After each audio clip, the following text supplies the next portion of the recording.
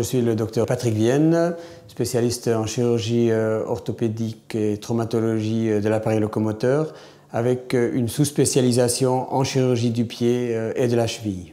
Et je suis arrivé à Boisserre au début mai de cette année, avec aussi le but là de développer, en fait, d'apporter tout ce qui est chirurgie du pied et de la cheville, principalement la chirurgie de l'arrière-pied, mais aussi tout ce qui concerne la chirurgie de l'avant-pied, y compris les corrections d'hallux valgus, des déformations d'orteils.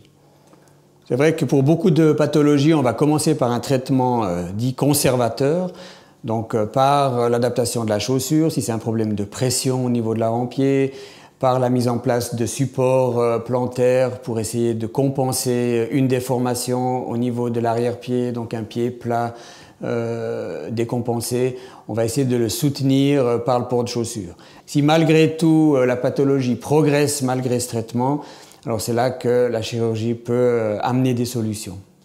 Je le savais depuis 30 ans, parce que j'avais commencé déjà, je me suis fait opérer des ongles incarnés, et j'ai en même temps demandé au médecin s'il fallait opérer ces fameux oignons. Il m'a dit non, c'est pas assez important. Alors c'est maintenant que j'ai décidé de le faire parce que j'ai eu trop mal. C'est trop douloureux dans les chaussures, pour marcher, pour tout. C'est invivable à un moment donné. Et c'est pour ça que je me suis décidée d'opérer. Dans une situation normale, on a une surface articulaire qui est perpendiculaire à l'axe du premier rayon. Dans une problématique d'hallux valgus, cette articulation va être plutôt inclinée dans cette direction. Ce qui va occasionner déjà d'emblée une position de l'hallux valgus comme ceci. Et avec les tensions ou les forces appliquées par les tendons, soit le tendon extenseur, soit le tendon fléchisseur, cette déformation aura tendance à évoluer et à s'agrandir avec le temps, ce qui va occasionner en fait une pression supplémentaire à ce niveau-là et occasionner également la douleur. J'ai regardé sur Internet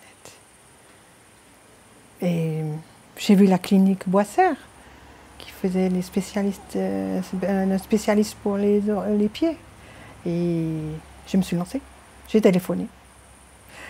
Et par chance, j'ai eu ce médecin, le docteur Vienne, qui est extraordinaire médecin. J'ai montré mes pieds, il m'a dit, il n'y a pas de souci, il faut opérer. Il m'a dit les deux ou un à la fois. J'ai dit non, non, on fait les deux en même temps. Il m'a dit c'est très bien. Une fois l'ostéotomie réalisée, elle va être fixée à l'aide de petites vis en titane de ce type. Les vis vont être introduites de cette façon et donc vont permettre à fixer l'ostéotomie dans la position désirée. Et ce sont des vis qui vont, avec une tête très très plate, qui vont être quasiment intégrées dans l'os et qui n'ont pas besoin d'être retirées. Quand je me suis réveillée, c'était extraordinaire. On m'a dit si j'avais mal, j'ai dit non, j'ai pas mal du tout. La technique permet une charge totale d'emblée.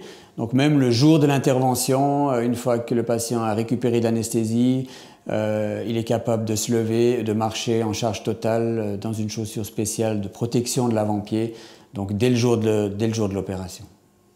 Mais pour aller aux toilettes, j'ai dit comment on va faire. Elle m'a dit je vous aurai des chaussures orthopédiques comme j'ai, et puis à pied, comme ça, sans canne, rien du tout. On n'avait pas besoin de quoi que ce soit. C'est impressionnant. Donc le but du traitement, c'est de redonner remettre une situation anatomique de cette articulation pour d'une part diminuer la pression qui a été engendrée et surtout obtenir une correction durable dans le temps. Le samedi, le docteur Vienne est venu, puis ils ont enlevé le pansement, puis j'ai vu mes pieds. Oh, quel plaisir!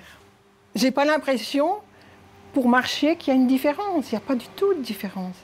Au contraire, le pied est beaucoup plus... il est beau. Moi, je remercie parce qu'ils sont beaux, mes pieds. Je suis contente.